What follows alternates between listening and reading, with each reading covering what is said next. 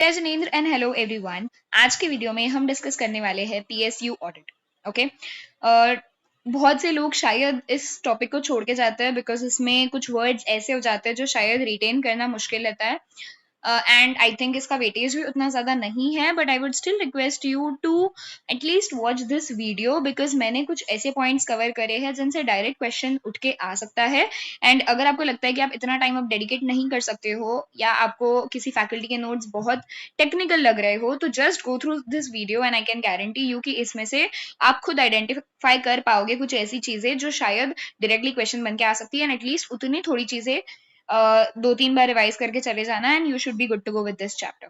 Okay, diving straight into the topic. PSU audit में सबसे पहले बेसिक सी जो चीज आपको पता होनी चाहिए कि कौन सी ऐसी एंटिटीज होती है जिनका ऑडिट होता है बाय सीएंडएजी। तो PSU is nothing but public sector undertaking. हम सबको पता है कि पब्लिक सेक्टर अंडरटेकिंग्स के जो ऑडिट होते हैं वो सीएंडएजी के अंडर आते हैं। तो सीएंडएजी कौन से ऐसी कंपनीज के ऑडिट करता है?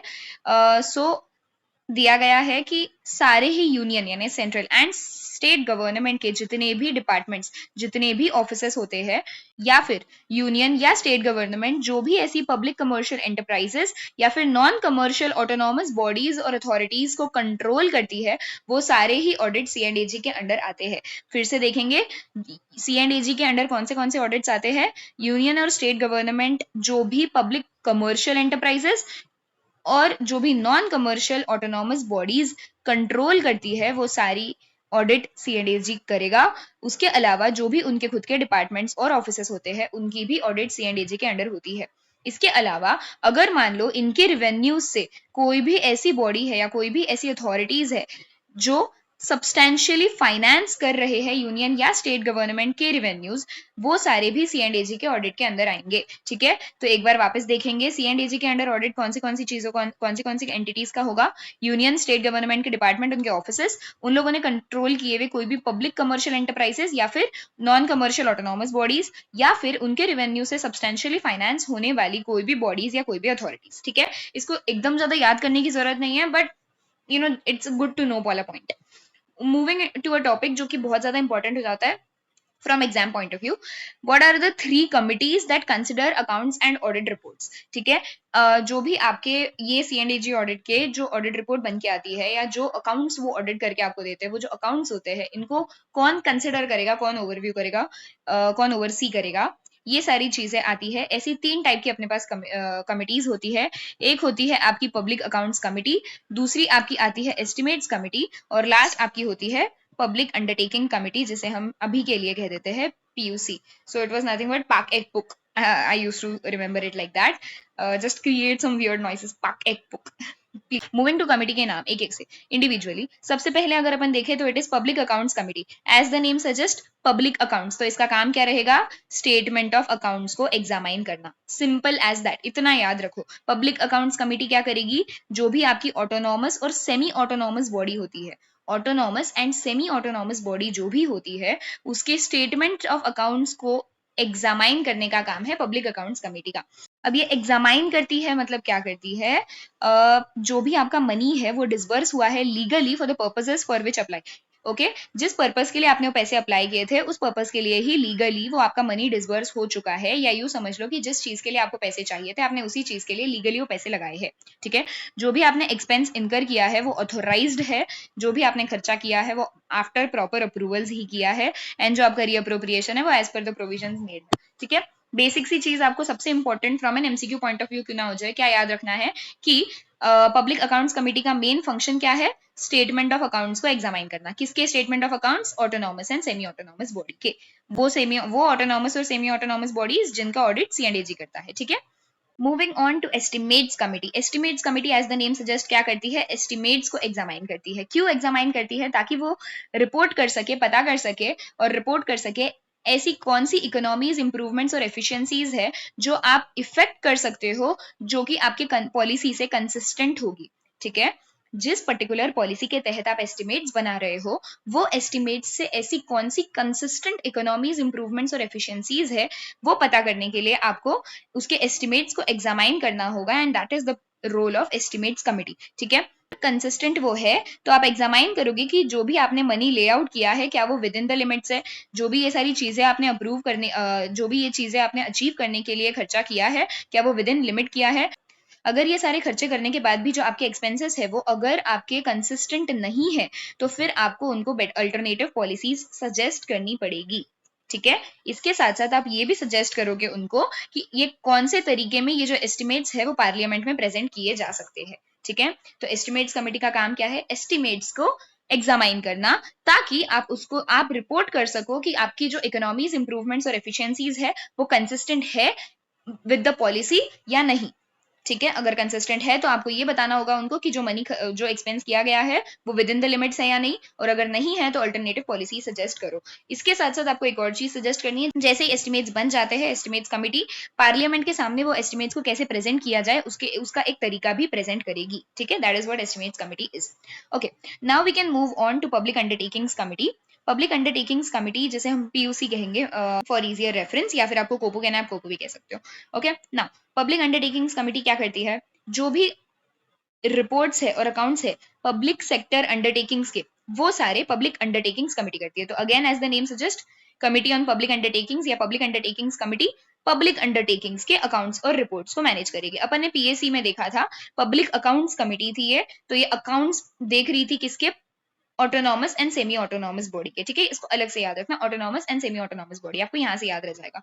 ठीक है, autonomous and semi autonomous body के ये अकाउंट्स चेक कर रही थी। Public undertaking company public undertakings के रिपोर्ट्स एंड अकाउंट्स को एग्जामाइन करेगी। ठीक है, इसके अलावा इन्हीं पब्लिक सेक्टर अंडरटेकिंग्स की जो भी सीएंडएजी ने ऑडिट कर रिपोर्ट दी होगी उसको भी एग्जामाइन करने का काम आ जाता है पब्लिक अंडरटेकिंग्स कमेटी का।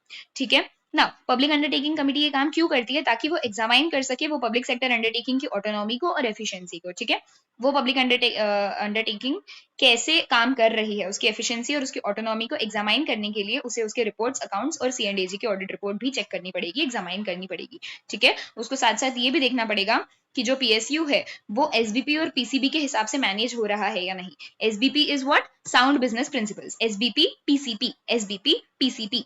सो एसबीपी साउंड बिजनेस प्रिंसिपल्स की तरफ हिसाब से होना चाहिए, and PCP is prudent commercial practices. Okay, prudent commercial practices and sound business principles के तहत आपकी जो पब्लिक अंडरटेकिंग है वो मैनेज होनी चाहिए। ये चीज ओवरलुक करने का काम किसका है, पब्लिक अंडरटेकिंग कमेटी का।